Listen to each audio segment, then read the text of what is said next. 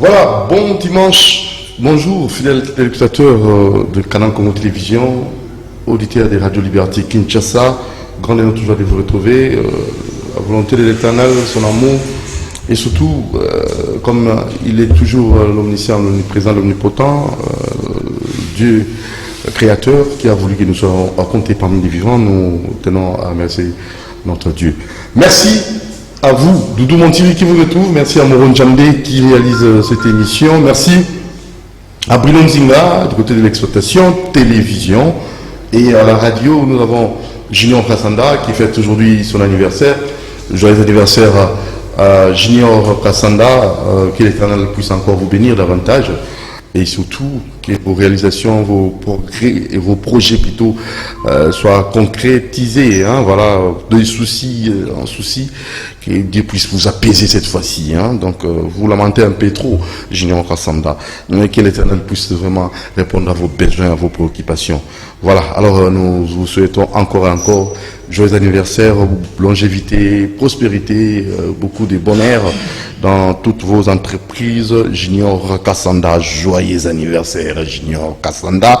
On n'en dira jamais assez, joyeux anniversaire, Junior Kassanda. Voilà, alors nous allons très rapidement aussi penser à Jacques Wandengabazou du côté de la régie. Voilà, alors lui qui est notre sage maison. Nous recevons pour vous des artistes musiciens qui nous ont démontré leur amour. Hein.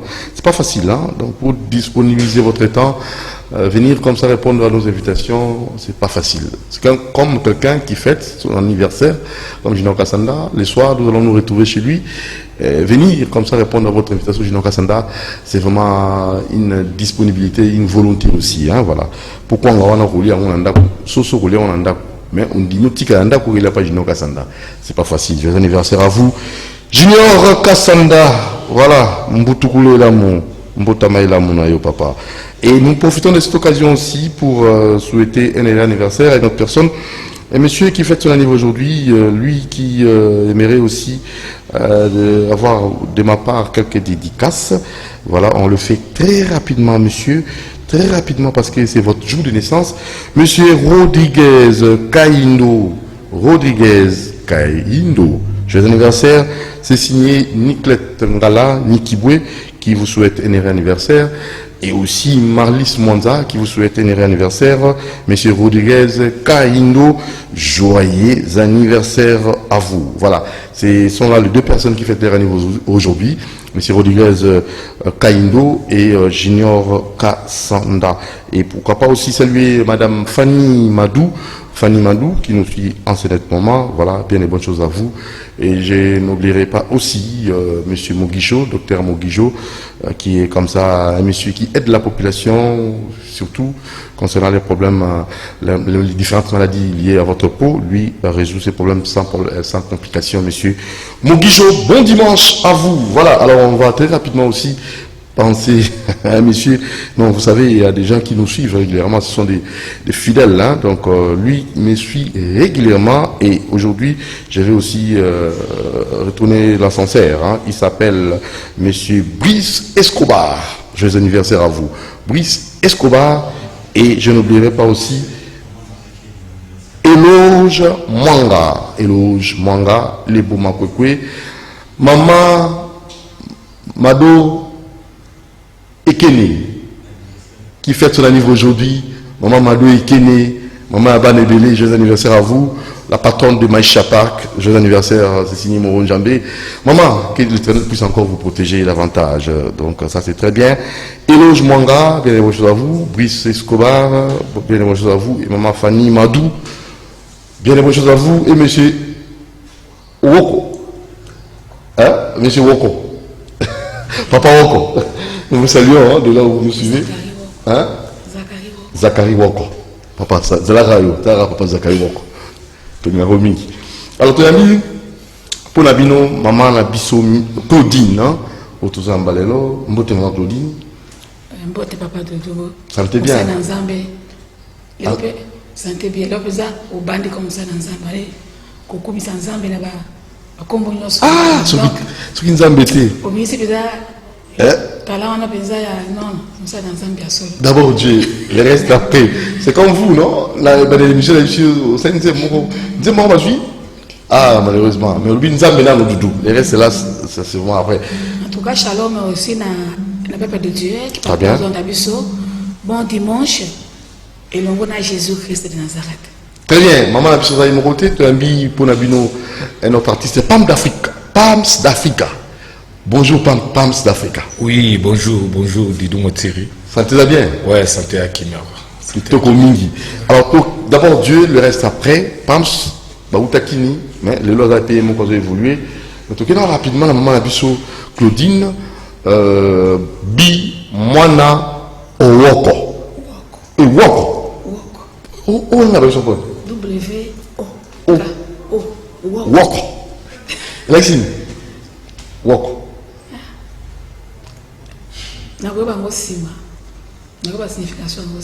Comment on peut le madame, comment on peut l'extraire? Papa Woko. Voilà, alors très rapidement, tout le monde d'abord Dieu, le reste après. Aux un concert, aux Obongissa, tous en prestation, ils ont quitté l'église. Oui. Gloire au Seigneur. Gloire au Seigneur. Ils souffrent comme musicien. Donc, la vie, ils ont une vraie vie. Ils ont des vies à l'église. Donc, qui vient en solo? Qui vient en solo, quand na Yesu. Album na bino déjà, ils ont passé dans différentes chaînes. Oui. Parce que album on a déjà et banda kala. Bamboula déjà seulement mingi. Maintenant, le qui malem un escalier pour tout travail sans producteur et il y a Motamokili. Alors, des autres, ce qu'on est comme une étape, il y a live, la production dans l'église, le concert également. Tu vas déjà dans l'église, des étapes de commis. Donc, à chaque fois que le programme est allé, tu vas passer pour la peuple de Dieu, pour pas savourer Maman Claudine en live. Donc, si on est dans l'étape, il y a un live. Donc, on vivre année Oyo, Mobimba, un concert, une production, une émission live, une émission, une équipe complète, une bêtise. Voilà dimanche prochain, on a des instruments. Papa Woko Yuki. Donc, il y a une étape où il y a une zokota. Donc, le message principal, c'est Jésus revient bientôt. Tu bientôt, non? Bientôt, quand bientôt? Attends, quand on a Bible dit que même Yesu est mort avec habité précision il y a date papa n'a indi ayebi donc il faut dire que atakuto azongi lobité liwezate papa dudu donc liwezali bi passer dans Nzambe on a biso zali ko préparer peuple de Dieu bikela pour sur Nzambe pour na bakota un jour na lola ndehol na biso. On ne peut rien. Donc, le miracle, le principal, c'est le ciel. Et là, la musique, là, on va bien sauter. Tout ça, on rappelle qu'à Bango, on a besoin de le retour au live, on va rappeler là. Ma bébé pesate. Oui, tout tu clip nous trop. Bah live, au sein qui plan live, profitez de ça live, on va l'émission. Dans l'émission prochaine, c'est dimanche prochain, on a l'instrument. Maman Claudine, dis-moi en live, acoustique. Ok, bon. Le lot, c'est ça avant vous. Pour vous avez un numéro pour un concert, ou dans l'église. Oui, une étape de l'autre côté. Si vous avez un 081 81 48 507. Bandela 081 81 48 507. Des numéros à contact et à ma Claudine. Kitoko, on a mon numéro parce qu'on m'a pas bien la banane comment on a yonkai pour ça émission ça. Alors, c'est la moi capé là tous les cas. C'est mon deuxième médaille quoi que dimela Yesu. Dimela Yesu. Dimela Nzambe. Dimela Yesu. Amona pasi pona yondeko. Likonga na mopanzi po yozwa lobiko basete na maboko po yobikisama makila etanga na moto na Yesu po yozwa lobiko na bondeli yo moninga kokanga motema te ndima Nzambe Dimela Yesu, dimela Nzambe, dimela Yesu, dimela Yesu bien-aimé. Dimela kolo Nzambe na yo tango lilobe komeli ondeko kozela te, kozela te, lobi ayo te, koloba te na shina nano, na kondimela Yesu na sima.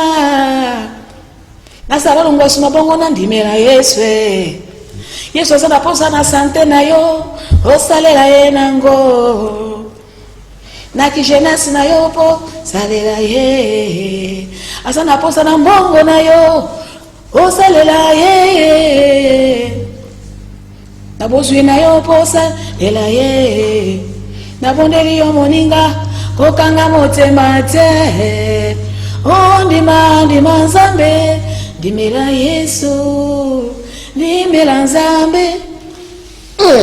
Maman Claudine Bimwana Woko.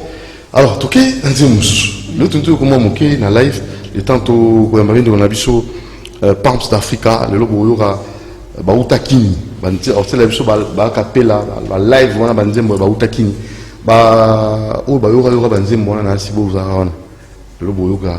Alors, je sais que moi, ma génération, les gars, vraiment un plaisir. Alors, qu'est-ce qu'on a dit, maman Bimwana? Tout à jubilé. Zembolangai. C'est fallait que jubilé. Ok? Jubilé. Jubilé, ça veut dire liberté. Na comme libre. Nazalaki moto na kotongi sama. Nakangamaki na bale ya libota elongolaki ngai posa kobika naye kokutana na elombe mobali Yesu oyo ezongaka nsima te alobi nanga na mokeleke te nakangama na ye kino akosalela nga nazwaki refuge na makolo na ye Yesu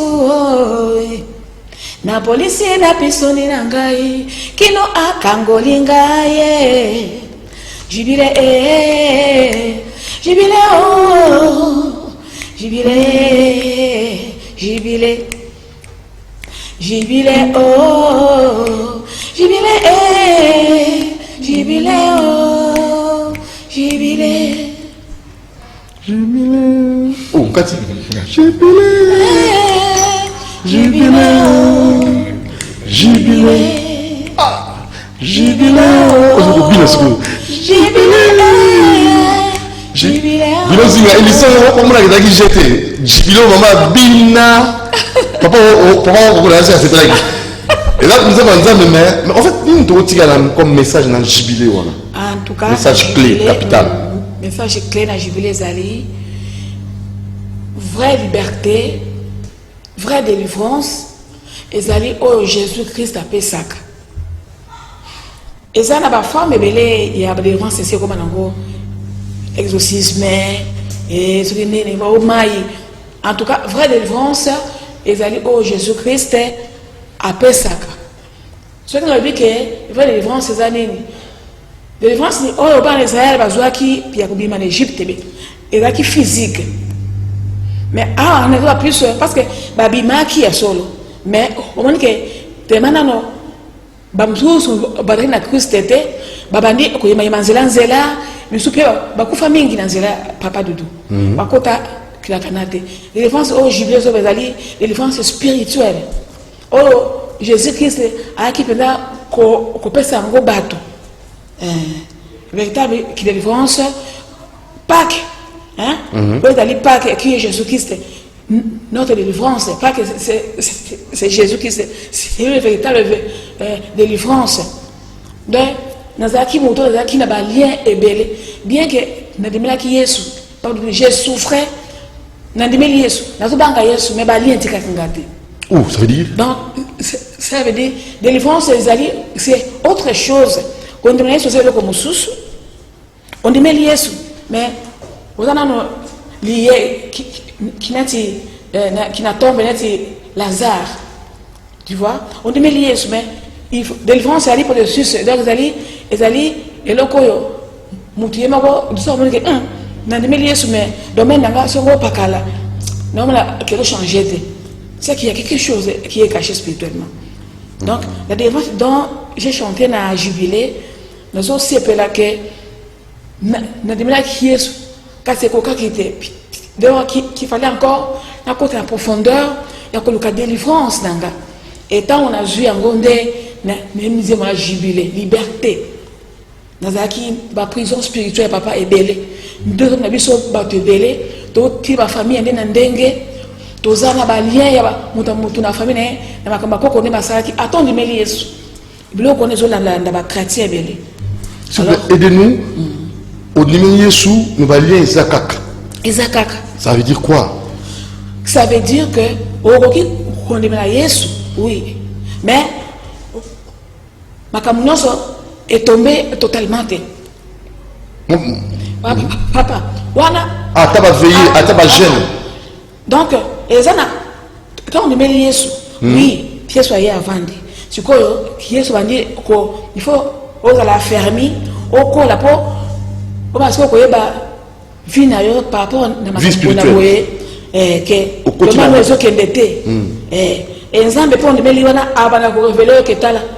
Ta pas stabilité, ta famille n'a pas de bobo gratte tala.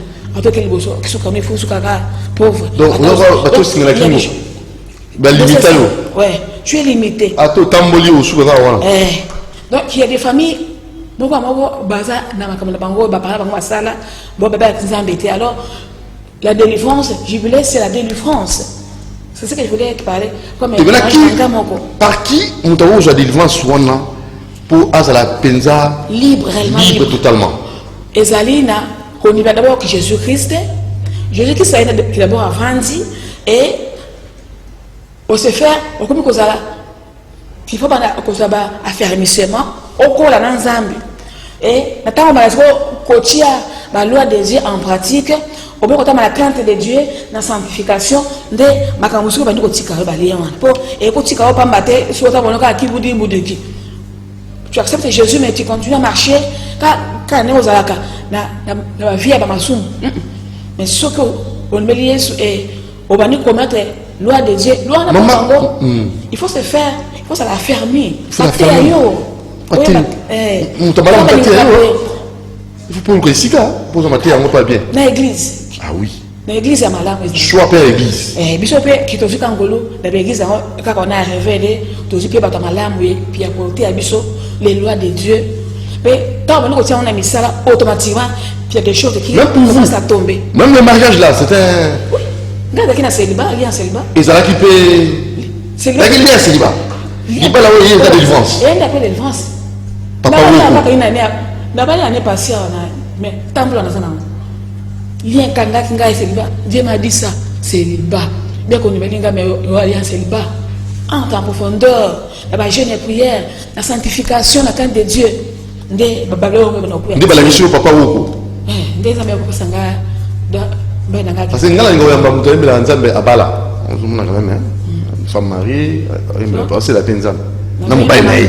Elle m'a makambo ngamo ko na zafi. Na zaki parce que victime avant papa woko, kuta na mbele. Avant papa woko. Ba producteur on va manager. C'est il y a ngama kasi. Mais musala ngwa nzambe po ba no mona ngwa te e ba no passer média bo. Puis il fallait papa, quelqu'un qui a beaucoup spirituellement. On a sali œuvre naé mais il a fallu que ajoute nango physiquement. Donc ma beaucoup mila ya kotoboka. Ma beaucoup kotoboka. Ça m'a fait ça et donc bima. Bazo bima. Ba génial bimo na et d'accord kotoboka. Kotoboka papa.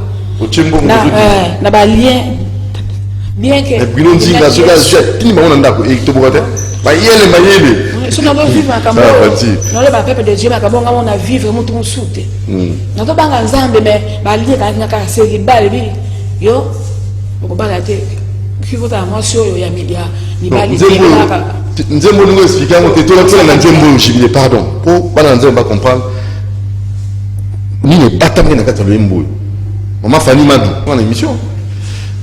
Vous avez demandé si vous avez oui, monde.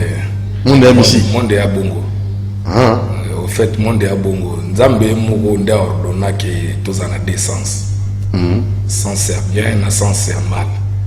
Na nyonso mibale oko comprendre yo siko bandoluka sens nino ke depo jugement ekozala na deux sens wana. Bamosusu bazala na nzela mabe bamosusu bazala na nzela bien. Et wana nde nzambe akoyebana kojuge nani oyo alandaki mpenza baordonnance na ye ndenge ezalelaki. Donc c'est important sikoyo nzambe arevelaka bato bameka ndenge ya koma emona balivre mosusu omona na baligue omona atindi balobake non il faut bafort basoutenir bafaible, c'est-à-dire que eza na bato mosusu bayaki ndenge wana bayaki mpenza baza ya kokangama esenga fo motu moko aza mwa likolo na ye na spiritualité ameka kofaire olakisa ye chemin et puis soki aza makasi a comprendre chemin. Pense d'Africa, en tout cas, l'Ilobanzambe, maman. Mon équipe, Banzambe, Théâtre, l'Ilobanzambe, pour Kafoula monter, au Moni, pense. Ok. Azam, n'est Azawana Zali, d'abord, éclaire-moi en Zambé, puis, à cause de l'Anzambe, le bien Nzambe de Ayebi, ou d'accord, j'ai le l'honneur de Boyazate. Très bien. Vous voyez, la volonté de Dieu que mon nyonso, n'attend pas. Vous voyez? Nga ba toujours le kwana nga na tolo ngata musique anzame na ndako te. Oh. Ta ko na uti niveau na uti. Mais ye donc ta betane ko ta musique kine na biso. Mais nga ta ko linga tango ah ko ni boko dans ça. Oh ni. Uti nga musique il faut mais lelo. Donc Makambo. Ta de gay na uti. Mais you de sentir ça kutu ta kutu. Alobi kutu. Mais yo, au bout, il y a un coup. Mais le mot est un coup. Mais on a comme côté en gros. Donc, l'obinaye, au gênant les lotés. Très bien. Parce que l'obinaye pour y éviter, un sous grand pasteur, lobby, pour le cas déjà besoin rien. Donc, les choses de Dieu, ils allaient compliqués. Pour le cas qui est important, puis on est tout terre, tout va de la part du Seigneur, c'est tout. On n'est pas là pour condamner mon tour. La minute, on a mais l'obé pour éviter. Ok. Obi na stata na wana lobby na miniti pe donc le capi ata yo na zèle. Très bien, maman Claudine Bimona, tout cas sur moi a capella mon sousou, yanze mon sousou, l'album qui met en solo katina yesu. Gaina mo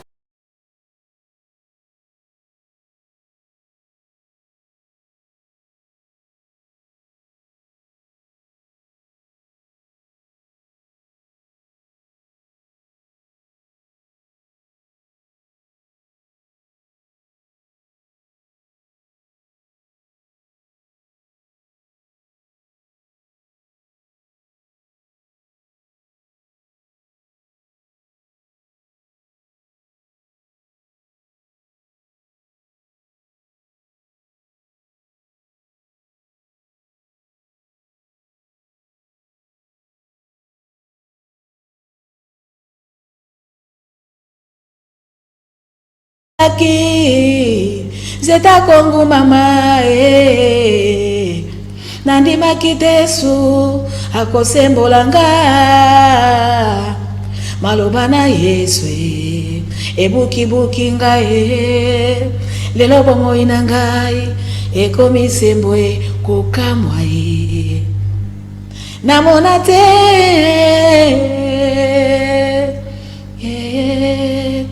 ngai namona te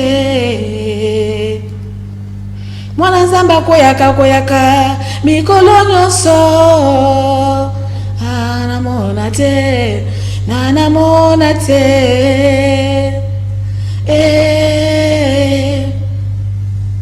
moto nyonso oyo alekaki na nzela ya Yesu oyo atiaki motema mpe kondima epai ya Yesu maladi esilaki bakufi basekwaki bomoi ya masumu mpe esilaki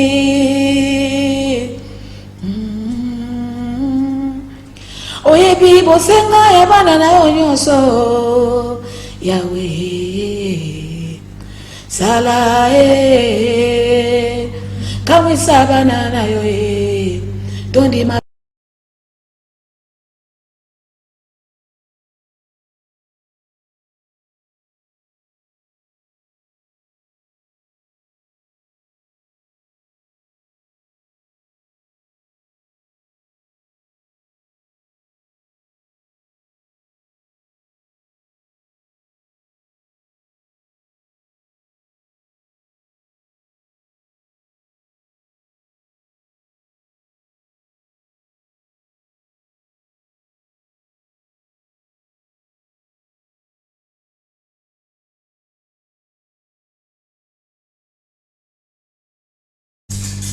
nde ça la pesi moke mso na papa na ngane nde to soli awa lobi na ye nzambe na yebi nzambe na yebi lobi ça c'est très bien. Alors ça c'est une autre chanson to su qui sera moko kimia solo wala la titre et album nzembo yo. OK tout là dedans. Eloko moko te etambolaki na bomo inanga nalukaki kimia na ndenge na ngai moko nazuwaki te basheke repete na makambo na nga etikaki nga te oh eh eh eh oh oh oh oh oh oh papa na yo akopesa yo kimia te mama na yo akopesa yo kimia te mwasi na yo akopesa yo kimia te mbongo na yo ekopesa yo kimia te mituka na yo ekopesa yo kimia te bana na yo bakopesa yo kimia te bandako na yo ekopesa yo kimia te batitra oza ekopesa yo kimia te ndeko na ngai kimia ya solo nazwi kati na Yesu bolingo ya solo nakuti kati na Yesu paix véritable nazwi kati na Yesu bolingo ya solo nakuti kati na Yesu. Très bien, maman bi mwana Claudine to komina suka na ki sikao to mira ko iba programme na yo parce que c'est très capital ko iba dans le programme hormis album déjà sur terrain maintenant vous avez album on est ni qui bien sur 4 na Yesu ou me repère ça va détailler sur album est déjà sur na YouTube déjà na YouTube so betka Claudie bi mwana ba clip eza nyonso 12 titres et ko bimana déjà to si déjà musala nyonso ba clip et na YouTube déjà tozali déjà na ba édition pe tozali ba Kin Express déjà na CD na DVD et puis to kotiko na étape ya je crois ba mona ngana ba différentes chaînes cette année de na kotiko étape ya live na ya ba émission télévisée na ya ba production na ba église na pe ba concert pe to pe ça ba programme pour toi déjà na préparatif finango en bref des programmes ndengezali pour na groupe Maman Claudine donc titre lango zali kimia so kati na Yesu libana na Yesu vrai kimia exact et ya ba sembla ya vie mais en réalité en profondeur yomoko yebi ozali na Jésus mini sans Jésus il y a pas la vie quel que soit vie ozala ngo ya kitoko tout ozala ngo wana na nzembo nde na décrit yango ngapi na zaki na moi vie pe avant Christ bon moi vie ezaki mais et puis kimia te. Très bien. Alors maman numéro de téléphone peut-être quelques remerciements pour finir. Oui, en tout cas na remercier d'abord Jésus-Christ de Nazareth bon ukonja mokilo yo wa soutenir ngana musala ngoti na suka ndenge na cheveux œuvre boy et na pesi merci mingi na papa Doudou Montieri bandelo so ba ona tina na zwape na ba to soutenir nga mingi te azak parmi ba 5 premiers oyo ba azaka na volonté wana ya ko inviter nga banda kala kutu même les na na célibataire non même moi pas faire ma casse mais ade ka ko inviter nga na pesi merci na ba moronzambe ba nyonso na ba bilonzinga ba nyonso batika ngate ba so CCTV bimba na numéro 1 CCTV pour ceux qui y étaient bon na chaki na chaîne yote mais banda nga mingi boete Jean-Pierre Magumbu non Malilane Bemba merci na maman Liliane merci mingi pour la chaîne na bango et merci na peuple de Dieu en tout cas na on a après si finit pas Yesu te à profiter dans le col souffle les ali la grâce c'est le souffle oyo to na ngona cause ateke bon na sa na te souffle ko ezali nde grâce ya ngona pesa Yesu masiabo mo inayo atambusa yo pona ce que to kufi tant que nda kuna bien aimé eza kaka na côté à Jésus ndoko za na kimia. Merci beaucoup. Les messages principal. Alors merci papa Woko, nous avons eu l'émission. Merci na yo maman Claudine. Merci chérie na ngapi na bosani yete. A soutenir nga makasi physiquement, surtout spirituellement. Très bien. Financièrement. Le manager producteur. Donc il y a un manager, parce qu'on parle de manager.